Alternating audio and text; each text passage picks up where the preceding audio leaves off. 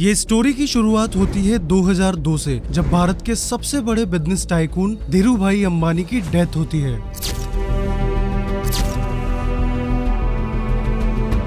और कुछ ही टाइम में दोनों भाइयों के बीच अनबन की खबरें आने लगती है। एक तरफ थे मुकेश अंबानी, जो थोड़े सीरियस और नंबर क्रंचिंग टाइप के थे, और दूसरी तरफ थे अनिल अंबानी, जो थोड़े फ्लैशी और पब्लिक फ्रेंडली थे। और इसी के साथ अब एक ऐसा गेम शुरू होता है जिसने अंबानी फैमिली के पूरे फ्यूचर को बदल दिया। 2005 में कोकिलाबेन अंबानी के प्रेजेंस में रिलायंस ग्रुप का ऑफिशियल स्प्लिट अनाउंस होता है, और इसी के साथ मुकेश अंबानी को रिलायंस इंडस्ट्रीज का कोर बिजनेस मिलता है, जिसमें पेट्रोकेमिकल और ऑयल एंड गैस जैसे बिजनेसेस थे। जबकि अनिल अंबानी को मिलता है Reliance capital, Reliance energy, Reliance power और रिलायंस कम्युनिकेशन। दोस्तों, अनिल अंबानी के पास नए जमाने के फ्यूचरिस्टिक बिजनेसेस थे, और इसी के कारण इन्वेस्टर्स अनिल अंबानी पे भरोसा जता रहे थे। और इसी टाइम पर अनिल अंबानी को मीडिया अटेंशन भी ज्यादा मिल रही थी, और लोगों ने अनिल अंबानी को नेक्स्ट जनरेशन धीरूभाई बोलना शुरू कर दिया था। और इसी के साथ अनिल अंबानी ने टेलीकॉम से लेके इंफ्रास्ट्रक्चर तक बड़े बड़े प्रोजेक्ट्स लॉन्च किए। और जब ये सारी चीजें चल रही थी, तभी 2008 में अनिल अंबानी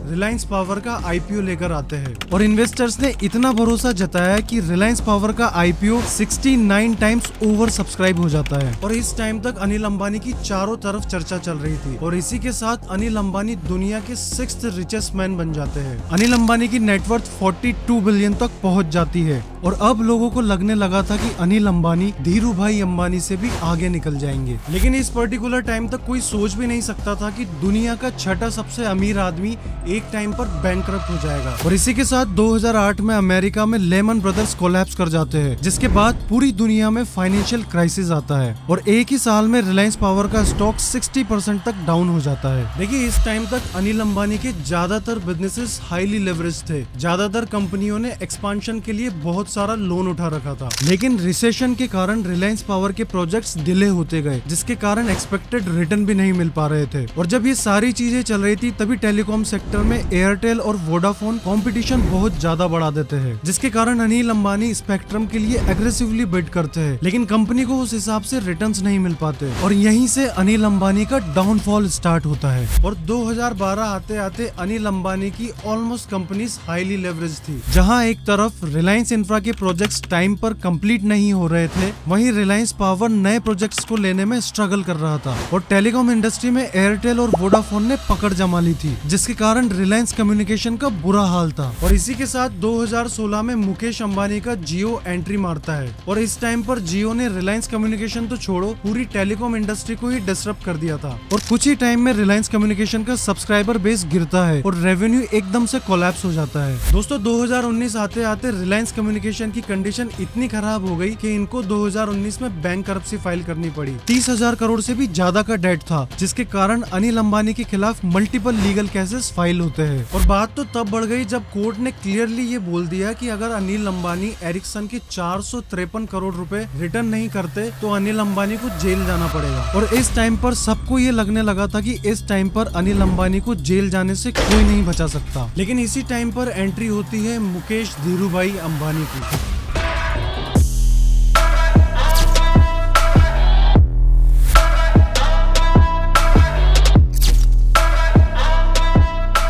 छोटा भाई 453 करोड़ का चेक साइन करते हैं, और छोटे भाई अनिल अंबानी को जेल जाने से बचा लेते हैं। लेकिन इसके बाद भी अनिल अंबानी की समस्याएं कम नहीं हुई, और इसी के साथ 2023 आते आते रिलायंस पावर, रिलायंस कैपिटल और रिलायंस इंफ्रा जैसे सारे शेयर्स पेनी स्टॉक बन जाते हैं। और इस टाइम तक इन्वेस्टर्स के कई हजार करोड़ रुपए डूब चुके थे, और अनिल अंबानी के मल्टीपल एसेट्स ऑक्शन में जाते हैं। दोस्तों, इस टाइम तक अनिल अंबानी के मोस्टली बिजनेस या तो बंद हो चुके थे, या बिक चुके थे, या फिर कोर्ट से फाइट कर रहे थे। और 2023 आते आते अनिल अंबानी के पास मेनली 2 बिजनेस बचे थे, रिलायंस पावर और रिलायंस इंफ्रा। लेकिन सवाल ये उठता है कि मार्केट में अब चारों तरफ ये न्यूज क्यों आ रही है कि अनिल अंबानी कमबैक कर रहे हैं। लेकिन जानने वाली बात ये है कि क्या सच में बिजनेसेस कमबैक कर रहे हैं, या फिर कुछ और ही बात है। देखिए, अब अनिल अंबानी के दोनों बेटे जय अंशुल और जय अनमोल ने बिजनेस की कमान संभाल ली है, और ये दोनों रैपिडली कंपनी का कर्जा चुका रहे हैं। दोस्तों, रिलायंस इंफ्रा का स्टैंड अलोन डेट करीब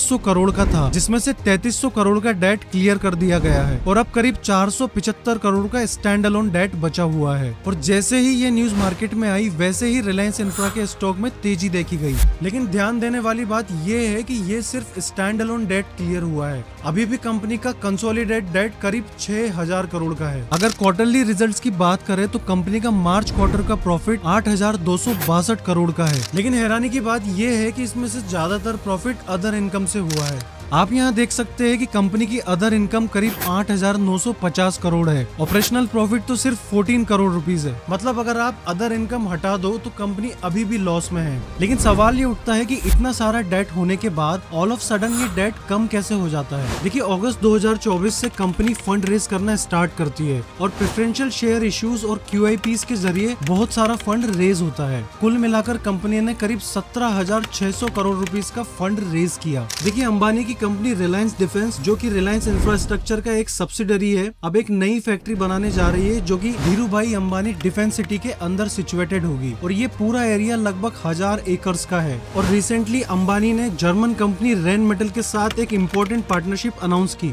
और दोनों कंपनी मिलकर प्रोपेलेंट्स और एक्सप्लोजिव्स का सप्लाई करेंगे। ऐसे ही रिलायंस पावर भी स्टैंड अलोन बेसिस पर डेट फ्री हो गई है, जिसके कारण रिलायंस पावर का स्टॉक जबरदस्त भाग रहा है। लेकिन अंदर की बात यह है कि कंपनी का कंसोलिडेट डेट अभी भी 17,800 करोड़ के आसपास है। और अगर प्रॉफिट की बात करें तो कंपनी को इस क्वार्टर में प्रॉफिट हुआ है, लेकिन कहानी सेम है। ये जो प्रॉफिट हो रहा है इसमें भी अदर इनकम का रोल है और अगर अदर इनकम हटा दो तो अभी भी लॉस ही दिखेगा। लास्ट क्वार्टर में अदर इनकम सिर्फ 500 करोड़ रुपए थी तो कंपनी को नेट लॉस हुआ और इस क्वार्टर में जब अदर इनकम ड्रास्टिकली बढ़ती है तो प्रॉफिट शो होता है। हालांकि कंपनी ने भूटान के साथ एक एग्रीमेंट किया है जिसमें रिलायंस पावर और भूटान की ड्रग होल्डिंग जॉइंटली 500 मेगावाट का सोलर पावर प्लांट बनाएंगे, जिसका टोटल इन्वेस्टमेंट करीब 2000 करोड़ का है। तो दोस्तों, बात ऐसी है कि अनिल अंबानी के पास अब मेजरली 2 कंपनीज बची है, रिलायंस इंफ्रा और रिलायंस पावर। दोनों ही कंपनी के स्टैंड अलोन डेट कम हुए हैं, लेकिन अभी भी कंपनी का कंसोलिडेट लोन काफी ज्यादा है। तो दोस्तों, जो ये चारों तरफ न्यूज आ रही है